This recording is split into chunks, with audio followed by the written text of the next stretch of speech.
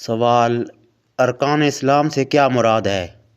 جواب: ارکان اسلام سے مراد دین کے وہ بنیادی اصول ہیں جن پر دین اسلام کی عمارت قائم ہے۔ سوال: ارکان اسلام کے نام لکھیں۔ جواب: کلمہ شہادت، نمبر 2 نماز، نمبر 3 روزہ، نمبر 4 زکوٰۃ، نمبر 5 حج۔ سوال: کلمہ شہادت کا ترجمہ لکھیں۔ جواب: میں گواہی دیتا ہوں کہ اللہ کے سوا کوئی معبود نہیں، وہ ایک ہے، اس کا کوئی شریک نہیں، اور میں گواہی دیتا ہوں کہ محمد صلی اللہ علیہ وآلہ وسلم اس کے بندے اور رسول ہیں۔ سوال: وہ کون سا کلمہ ہے جو انسان کو کفر شرک کے اندھیروں سے نکال کر لاتا ہے؟ جواب: کلمہ شہادت۔ سوال: انسانی عظمت کا ضامن کون سا عقیدہ ہے؟ جواب: اللہ اور اس کے رسول صلی اللہ علیہ وآلہ وسلم کی گواہی۔ سوال: قیامت کے دن سب سے پہلے کس چیز کا سوال ہوگا؟ جواب: نماز۔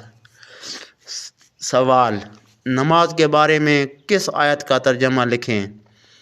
جواب: اور نماز قائم کرو اور مشرکوں میں سے نہ ہو جاؤ۔ سوال: 5 نمازوں کے نام لکھیں۔ جواب: فجر، ظہر، عصر، مغرب، عشاء۔ سوال: نماز جہری اور نماز خفی میں کیا فرق ہے؟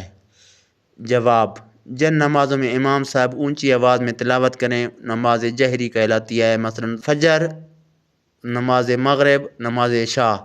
جن نمازوں میں امام صاحب خاموشی اختیار کرتے ہیں نماز خفی کہلاتی ہے، مثلا نماز ظہر، نماز عصر۔ سوال: صلاۃ کے اصطلاحی معنی کیا ہیں؟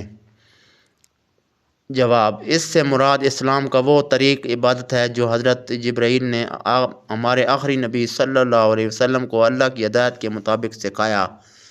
سوال: نماز کے فوائد لکھیں۔ جواب: اللہ تعالیٰ کے سامنے حاضری، بندگی کا احساس، قرب خداوندی، گناہوں سے بچے رہنا، اتحاد امت، اخوت، مساوات کا عملی مظاہرہ، کفار پر رعب و دبدبہ، نظم و ضبط۔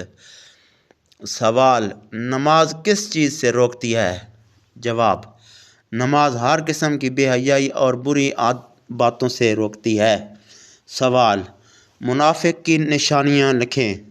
جواب: جب بات کرے تو جھوٹ بولے، جب وعدہ کرے تو وعدہ خلافی کرے۔ سوال: نماز کے متعلق کس حدیث کا ترجمہ لکھیں۔ جواب: جس نے جان بوجھ کر نماز ترک کی اس نے کفر کیا۔ انشاءاللہ اگلی ویڈیو میں نماز پھر کے بارے میں ملاقات کس ہوگی۔ حدیث کا ترجمہ